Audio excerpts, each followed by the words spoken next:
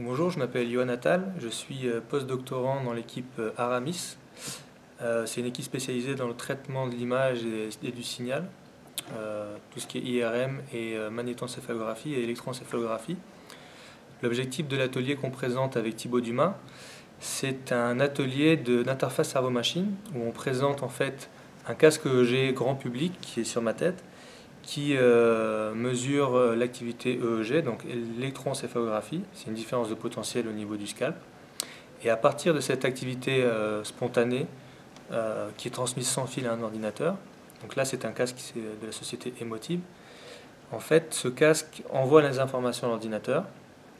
L'ordinateur va récupérer cette information cérébrale complexe et va la transcrire en information ici sensorielle, dans le cas de la pyramide. En fait, ces informations vont être transmises à la pyramide.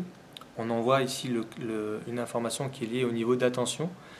Et donc, en fonction de l'oscillation de l'attention de la personne, la pyramide, les lasers de la pyramide vont s'accélérer ou diminuer.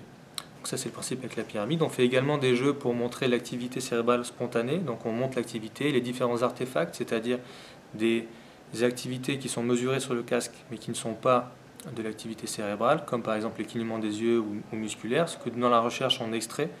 Donc en temps réel, en fait, on va, avec des algorithmes mathématiques, séparer ce qui est du cerveau de ce qui ne l'est pas. Et à partir de là, on va donc analyser le signal cérébral. On fait des jeux, là on a montré des jeux qui sont associés à ce casque, qui sont vendus avec le casque, qui sont des jeux qui permettent d'imaginer en fait un mouvement, pousser un cube par exemple, versus ne rien faire. Et en fait on peut ensuite, on apprend à la machine quand est-ce qu'on fait ou pas cette imagination. Et donc finalement, quand l'ordinateur va mesurer en temps réel l'activité cérébrale, il va être capable de différencier, de classifier ces deux états mentaux, et donc de bouger le cube ou non en fonction de ce qu'imagine la personne.